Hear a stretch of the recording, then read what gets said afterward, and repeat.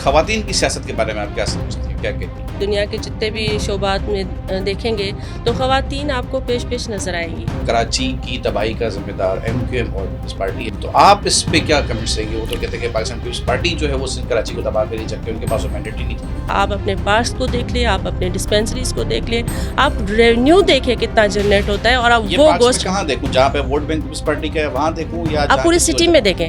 सिंध के पानी पे डाके की हद तक तो मेरा भी मौक़िफ़ सेम ही है कि सिंध की सालमियत पे कोई समझौता नहीं हो सकता जब तक अभी तक बिल पे साइन हुए नहीं है, मंसूबा मंजूर हुआ नहीं है, इम्प्लीमेंट हुआ नहीं। लोग जो है परेशानी का सामना भी कर रहे हैं, आपके कंटेनर्स नहीं पहुंच रहे हैं, आपके पास अशिया खुदनोश नहीं पहुंच रही है। आपके पास पंजाब आलू को तरस रहा है। जहाँ तक मैं देख रही हूँ ना कि उसमें थोड़ा सा टच मुझे लसानियत का भी लग रहा है कि ये देखो दो तरह की कराची में एक जमात है जो इसको हवा दे रही है। हवा दे रही है।